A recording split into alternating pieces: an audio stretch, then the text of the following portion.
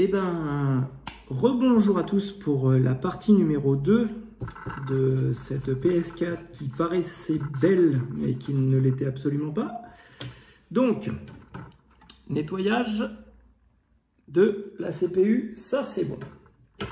Nettoyage du radiateur, ça c'est bon. Là, on va juste passer donc un petit coup de papier sur le radiateur en cuivre pour enlever la vieille pâte thermique. Hop là, comme ça, on met de côté. Hop là, et voilà. Donc là, du coup, on a donc un support qui est propre. Là, il y a un peu de poussière. On a un support qui est propre. J'ai aussi démonté le ventilateur parce que mine de rien, il était bien cradouille. Et c'est dommage quand même de pas le démonter quand on accède à tout ça. Donc, hop, on remet en place notre ventilateur. Et c'est très simple. Pour savoir où vont les vis, je vais vous faire voir, vous avez des flèches. Donc du coup, vous avez des petites flèches. Vous avez une petite flèche qui est là et une petite flèche qui est là. Donc du coup, hop, vous remettez votre ventilateur, on reprend nos deux vis et on remet en place. Hop là.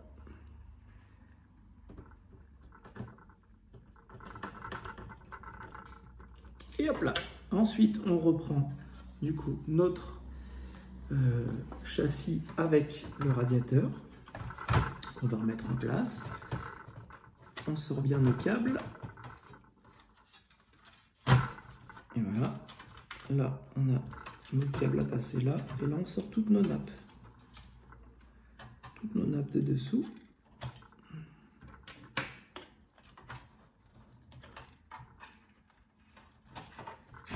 Et voilà. Ça c'est bon, ça c'est bon, ça c'est bon, et ça c'est bon. Comme ça, on n'a rien qui nous embête. On va pouvoir remonter.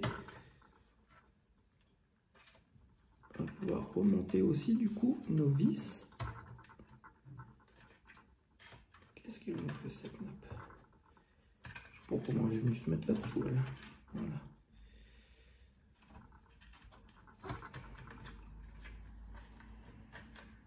Hop là, voilà. Hop, on a tout en place. On remet. Là, c'est pareil, vous avez une flèche et une flèche. Donc du coup, on sait qu'on met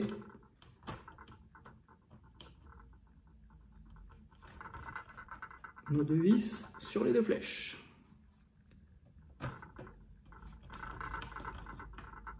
Hop là. Ensuite, on va prendre donc notre pâte thermique, ici présente. Hop. Et vous mettez en plein milieu. Ça sert à rien d'en mettre des masses. Voilà. Vous mettez un petit grain de riz en plein milieu. Vous prenez une pâte thermique de qualité, ça c'est très important. Parce que si vous prenez une pâte thermique de mauvaise qualité, ça va marcher, hein, mais ça ne marche pas longtemps. Et le problème, c'est qu'après, vous risquez de la griller plus qu'autre chose, ce qui est quand même vraiment dommage. Voilà. Et alors après, là, la chose très importante, c'est une fois que vous avez appuyé dessus, vous ne la renlevez pas. Donc là, vous appuyez, ça va dissoudre, enfin mettre la pâte thermique, l'étaler sur la totalité du CPU et la faire déborder un peu, mais ça c'est pas grave. Mais du coup, il ne faut surtout pas la réenlever parce que la fine pellicule qui se met du coup entre le dissipateur cuivre et votre CPU, si vous renlevez pour remettre, ben cette épaisseur ne va pas être assez bonne et homogène, et du coup ça peut créer des points chauds qui peut faire que du coup votre PS4 va se mettre à souffler parce qu'elle aura des points chauds dans son CPU et c'est absolument pas bon. Alors là, pour le coup, vraiment pas bon du tout. Hop, on va pouvoir du coup remettre maintenant notre plaque, puisqu'on a remis donc notre ski plaque au radiateur. On vérifie bien qu'on a tout notre attirail au bon endroit. Et hop, et on peut remonter tout ça.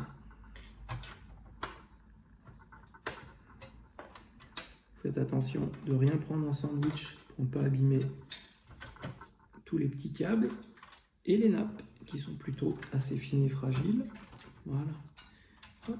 Et une fois que vous avez tout mis en place, que vous vérifiez que rien ne force et que tout est en place, et ben on fait la partie inverse, c'est-à-dire on remet nos vis cruciformes. Et là, on va remettre nos vis cruciformes sans se prendre la tête, puisque on sait où elles vont, puisque on a mis des petits marqueurs de stylo sur chaque où elles vont. Comme ça,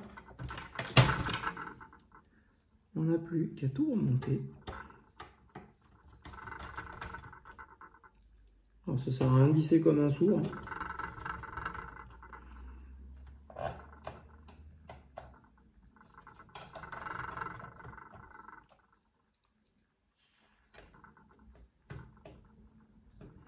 Donc mine de rien, vous voyez, c'est une opération qui vous prend, allez, avec le nettoyage, si vous n'avez pas l'habitude, comptez 40 minutes max, histoire de, sachant que ça c'est une série 1. Sur la série 2, ça va c'est quand même un peu plus simple, parce qu'il y a moins de vis, du coup ils ont optimisé un peu plus, donc forcément vous mettrez moins de temps si vous avez une série 2, donc vous la reconnaissez parce qu'elle a une fiche banane, et pas la grosse prise de PC. Après, l'architecture de la console en soi est à peu près pareille. Hein. Bien sûr, du coup, les cartes mères ne sont pas interchangeables. Elles ne vont que la série 1 à sa carte mère de série 1 et ainsi de suite.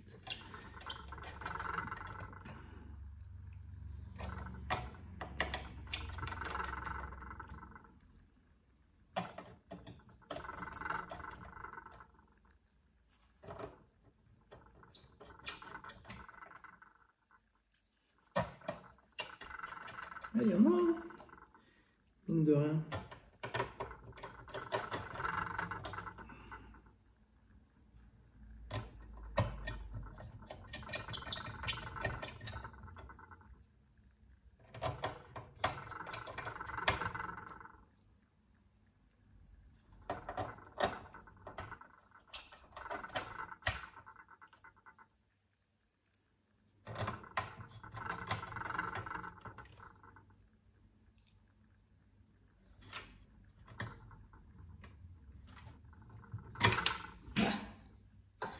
Là.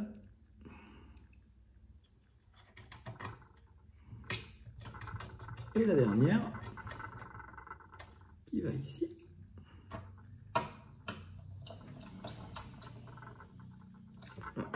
On peut remettre du coup en même temps nos nappes, comme ça ce sera fait. Là, on va remettre du coup nos câbles de manette, dentée de manette. Hop. Le blanc sur le W pour white. Le noir sur le black. Là, on lève, on appuie, on appuie, on appuie, on appuie et on appuie. Et si vous vous posez la question de savoir si vous avez bien appuyé ou pas, vous avez un trait noir sur chaque prise bleue et il faut que le trait noir soit à fleur de sa prise. Si vous êtes à fleur de votre prise, vous savez que vous l'avez bien enfoncé et que du coup vous avez fait correctement le job qui vous avait été alloué et que du coup votre console après n'aura pas de problème. Là on remet donc nos vis Torx qui vont verrouiller toute la partie plastique entre elle et le châssis. Et donc là du coup vous verrez ici et ici c'est ce qui verrouille la carte d'alimentation.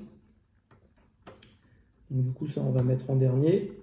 Ça quand je mettrai la carte d'alimentation, ça viendra verrouiller. Et c'est ces deux vis là qui font que du coup, quand votre console ne peut pas être ouverte, si vous avez un problème d'alimentation qui saute, du coup on ne peut pas l'ouvrir tant qu'elle est sous garantie. Ils ont fait exprès. Ces deux vis là ne servent qu'à ça.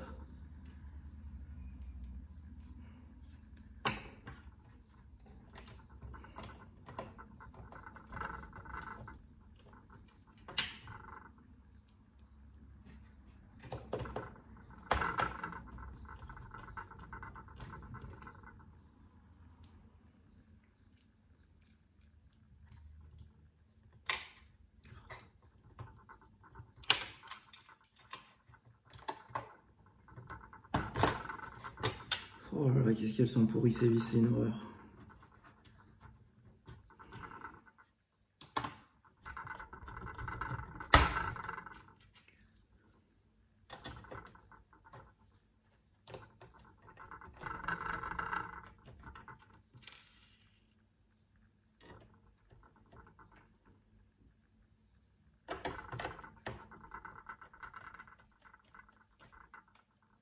Et voilà. Là, du coup, je vais remettre mon alimentation. Donc, on retourne la console. Hop. Vous remettez prise blanche. Il y a un détrompeur, vous ne pouvez pas vous tromper de sens.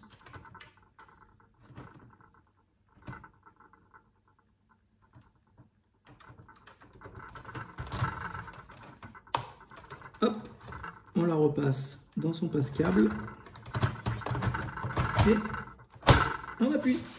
Là, du coup, on est bon. On la retourne et du coup, on va mettre nos vis qui manquent qui sont là et qui viennent du coup verrouiller notre alimentation.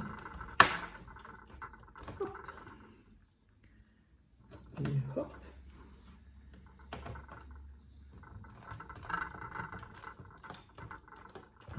Avant de refermer, on fait un check complet. Là, c'est connecté, connecté, connecté, connecté, connecté, connecté.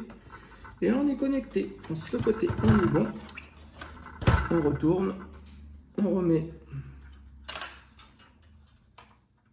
notre plaque métallique qui va contenir la chaleur de la console.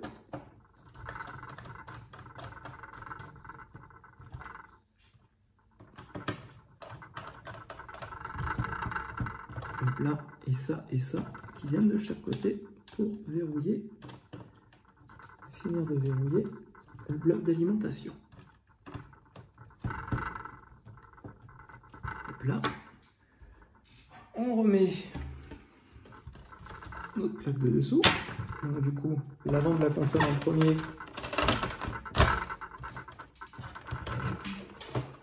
Et après, on verrouille. On remet nos deux petits scotch.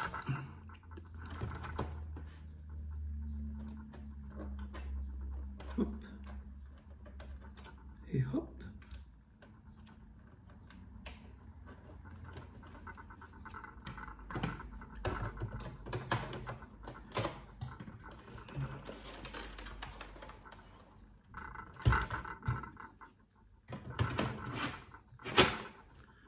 On remet notre disque dur.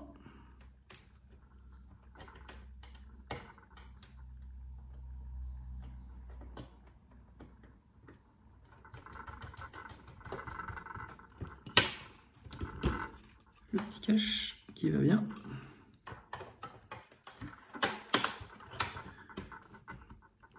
J'ai oublié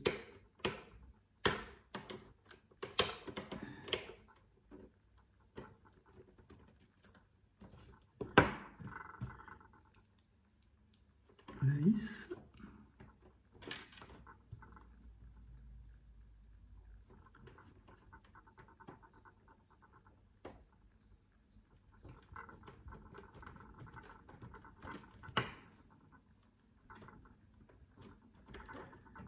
Hop là.